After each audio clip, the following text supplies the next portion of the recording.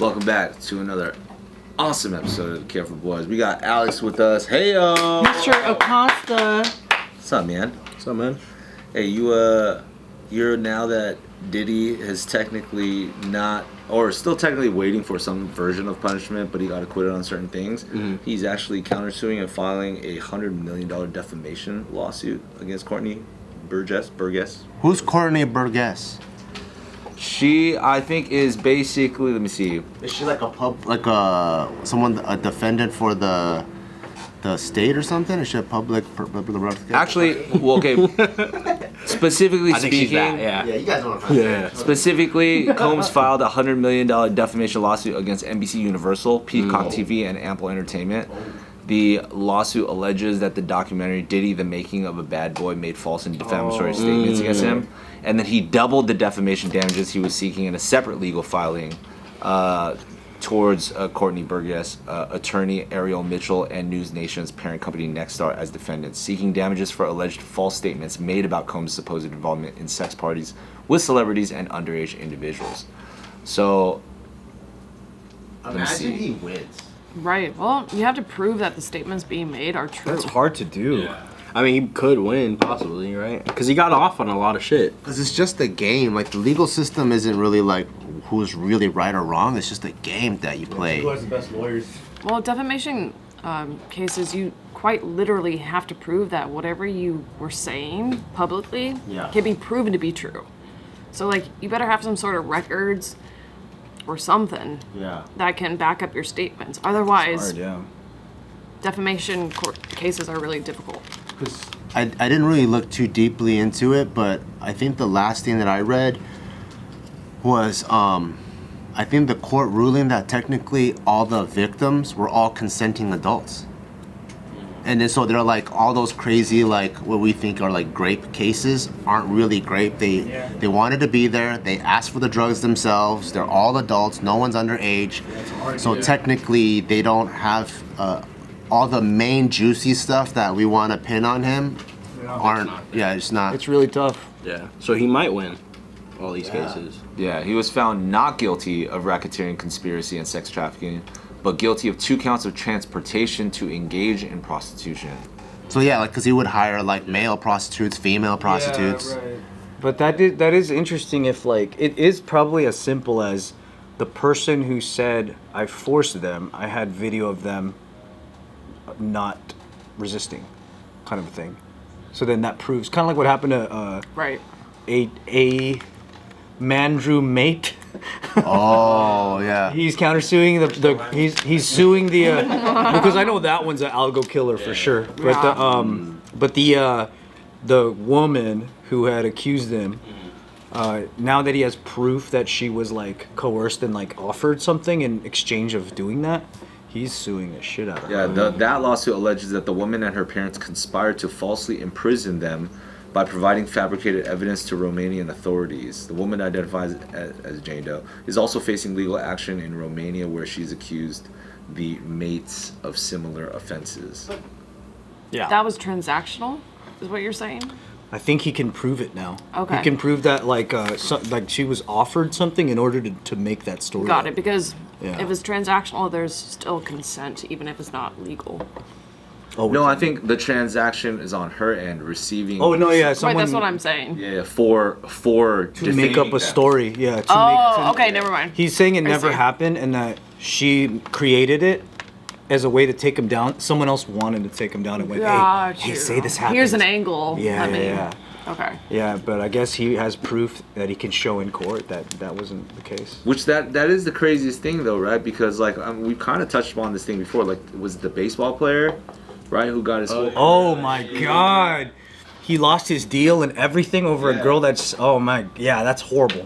That one hurts. Yeah, he comes in sometimes. He lives down the street and he always comes in. Yeah, it's really funny. Yeah, this random dog just comes in. Yeah. But not saying who is or isn't or guilty or taking sides with anybody, but the idea of like being accused of something that like really changes the course of your life or your public image or whatever, and then it proves in some way, shape, or form either not fully true, untrue, or whatever.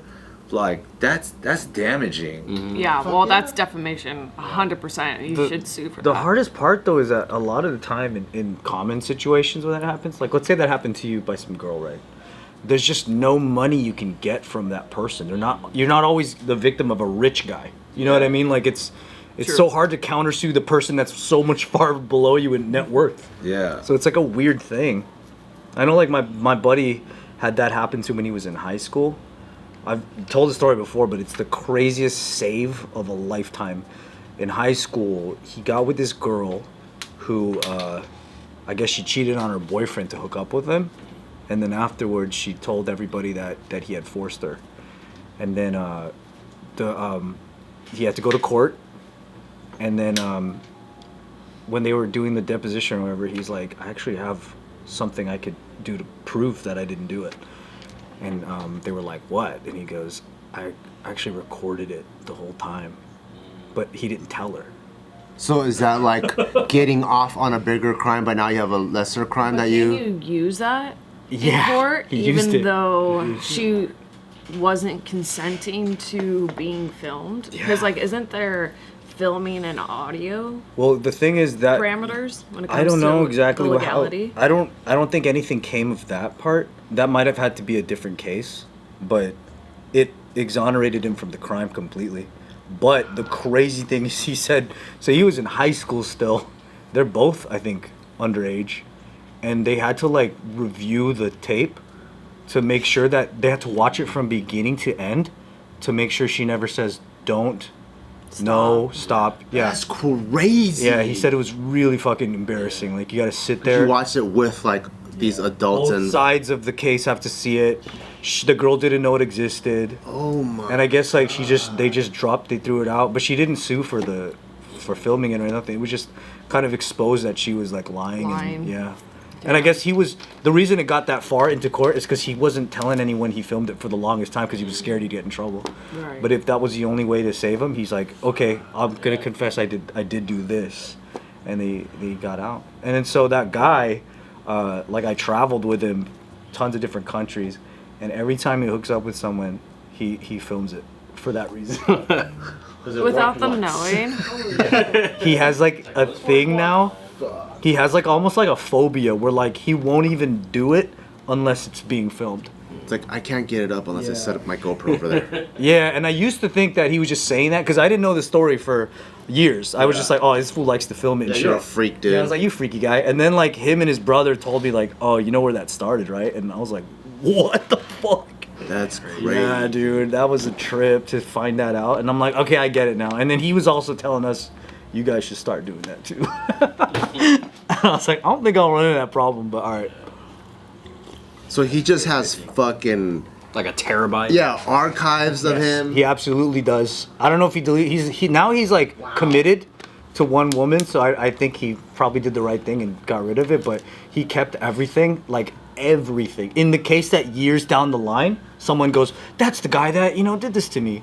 Then he has nothing but a fun-filled hour of footage of them, and it's immediately exonerated. That's crazy. Yeah, it's nuts that you kind of have to do that in a way. Not like be sneaky about it, but Like if I was that chick in high school, as soon as I hear him call that out and I know that he didn't do that, I would just be like, oh, we don't gotta watch it. I dropped the case. Right. So we don't have to like that was go through some embarrassing... high school too. Yeah. Crazy. Yeah, so then after that, he didn't do it sneakily ever again, but on tour, he would tell girls, like, is it cool if I film? Like, just even a little bit, just to, like, get that covered so that they know that he filmed it in their head, and they can't say it later. Can I just film the part that I come? Yeah, it was a weird, like, I was kind of new to that world of having to, like, think of that. Yeah, that's And I was crazy. just like, I'm curious, bro, like, what the what fuck? if the video is so short that you can't prove if she ever said no or stop? Because I think the point is that they know in their mind that you recorded something. So it's enough to deter them if they want to lie about it. So it's like preventative. Yeah. But then if he really did do it after that, Well, then that's yeah, what he should get in trouble. like just like piggybacking off Yeah. like Bart's joke. Like if he only filmed the end portion, that would be very then bad. you don't know for certain. I'm sure if that it if he was- actually did it and it's the part that's not on camera, then they could argue that and they would probably, win.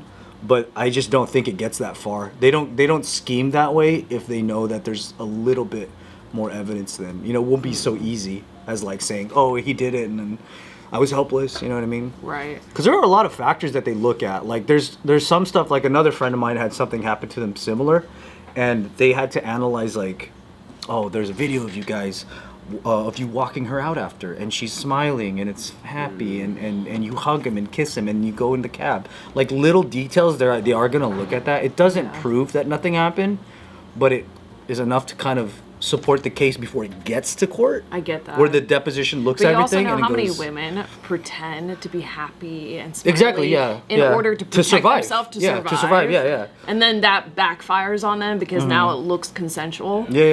Yeah, that's a thing too. It's hard to prove either way, but I think once everyone's looking at all the evidence before like it goes to court, you can judge there on if you have a case or not. And for most people, like your lawyer might say we've got a case, or he might say, I don't know how to Sure. work Well, with your that, lawyer's job is to have the best possible debate. Yeah. So they're gonna find any angle. But it's crazy that some lawyers will straight up tell the woman, even if it really did happen, like it's just not worth the time and trouble. Like you should just start healing from here, go to therapy.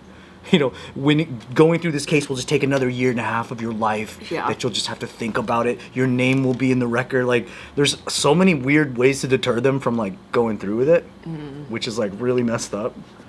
But yeah, that is true. You could really